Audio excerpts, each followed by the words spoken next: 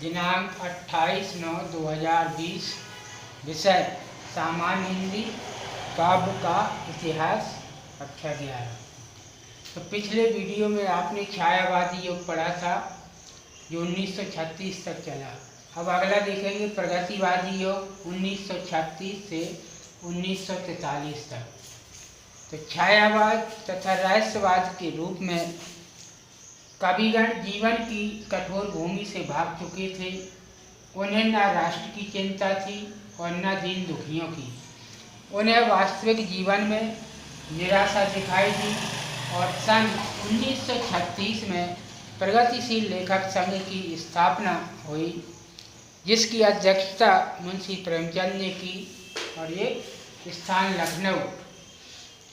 इस काल की कुछ विशेषताएं हैं प्रगतिवादी युग की, जैसे दीनहीन मानवों का चित्रण, पूंजीवाद का विरोध और मानवतावादी दृष्टिकोण, परंपरागत रूढ़ियों का विरोध, विद्रोह और क्रांति की भावना आदि इस काल की विशेषताएं या प्रवृत्तियां रहीं।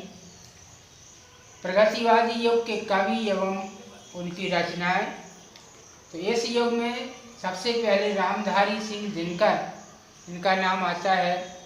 इनके द्वारा निम्नलिखित रचनाएं लिखी गई: रेणुका, रसवंती, हुंकार, रश्मरथी, नीम के पत्ते, नील कुसुम, हारे को हरिनाम, उर्वशी, सामधेनी, कुरुक्षेत्र और आत्मा की आँखें, ये काव्य की रचनाएं हैं। गद्य में भी इनकी रचनाएं हैं।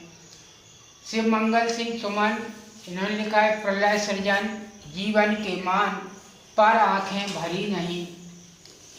डॉक्टर नरेंद्र शर्मा इसी युग के कवि हैं।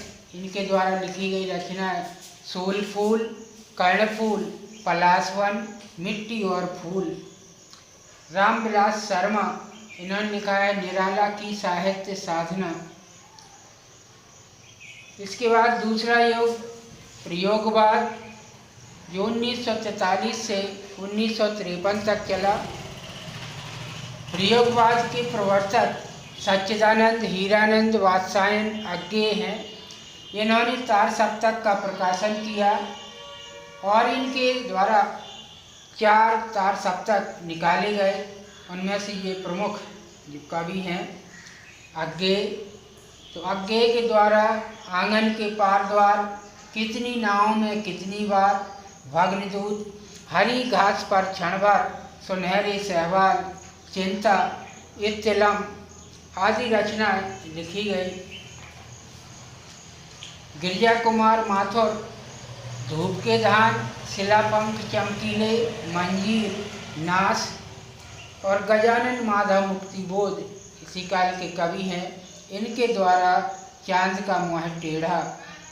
धर्मवीर भारती, इन्होंने लिखा है अंधा युग, कनुप्रिया, सात गीत वर्ष और नागार्जुन, खून और शोले, तुमने कहा था, प्यासी पथराई आँखें और धर्मवीर भारती। प्रथम तार सप्तक सन 1943 में प्रकाशित हुआ और द्वितीय तार सप्तक 1951 में और तृतीय तार सप्तक 1959 में प्रकाशित हुआ और चौथा तार सप्तक 1979 में प्रकाशित हुआ। इसके बाद नई कविता 1954 से अब तक। तो सन 1954 ईस्वी में डॉक्टर जगदीश गुप्त तथा डॉक्टर राम स्वरूप चतुर्वेदी के संपादन में नई कविता नाम से एक काव्य संकलन प्रकाशित हुआ, जिसके द्वारा आधुनिक काल के नए रूप का श्री गणेश हुआ। इस काल की कुछ प्रमुख विशेषताएं हैं: अति बौद्धिकता, अति यथार्थवादी अभिव्यक्ति, निराशा की वृद्धि, रूढ़ि एवं परंपरा के प्रति विद्रोह, नवीन बिंब विधान और भाषा के नवीन और सुंदर प्रयोग इस काल की प्रमुख विशेषताएं रही, प्रवृत्तियां रहीं। इस काल के कवि पंत सुमित्रानंदन पंत, इन्होंने कला और बूढ़ा चांद और रामधारी सिंह दिनकर चक्रवाल। इस युग की प्रमुख रूप से दो पत्रिकाएं हैं, कल्पना एवं ज्ञानोदय।